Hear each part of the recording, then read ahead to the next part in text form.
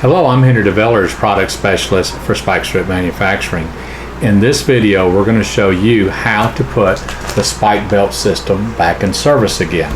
So, you got your spike belt, you went out, you used it, and now it's time to put it in service. Well, we're going to show you, we're going to open up the plastic protective sleeve, we're going to put this to the side, and this is what it looks like when the system has been hit. It'll be deformed, it'll lose its shape, things like that. Well, what we're going to do is we're going to show you how to put it back in service. First of all, you're going to need some inventory. The first thing you're going to need is a new deployment sleeve. In addition to the new deployment sleeve, you're going to need several strips.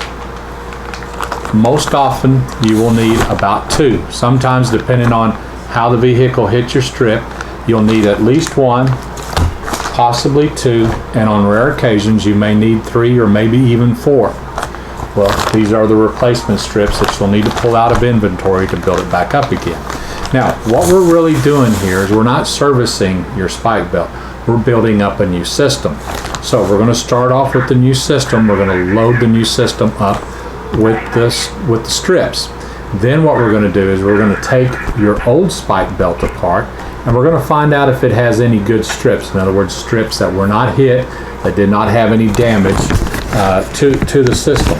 Now, the reason we do that is because when the strip is hit, the old strip, what will happen is it'll tear up the bag, the sleeve, like right here.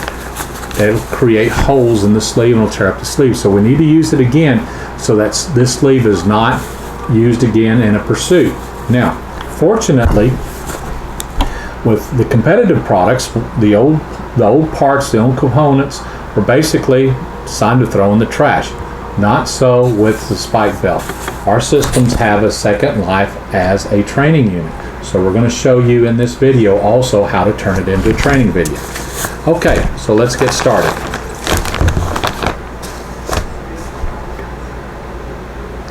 The first thing we do, we recommend that you get your bag, your new bag,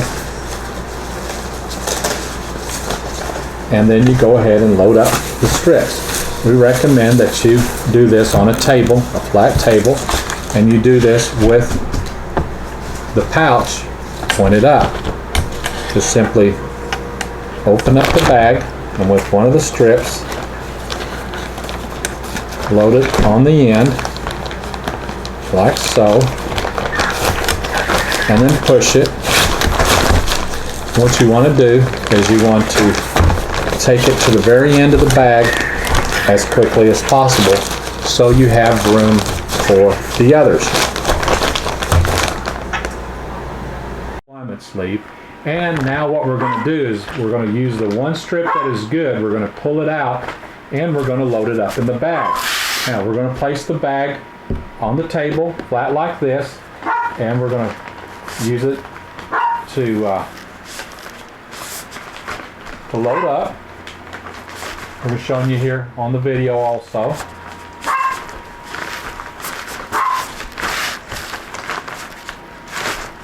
Now, what we want to make sure is that when we load the strips up, that we're loading them up flat, okay?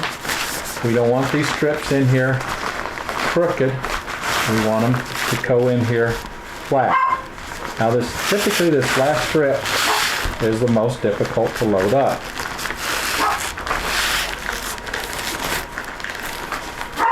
Okay, so we have it loaded up. We're going to tie the strap on it. This will keep it together for us. And now, depending on which winder you have, they all have a D-link on them. You need to hook up the D-link.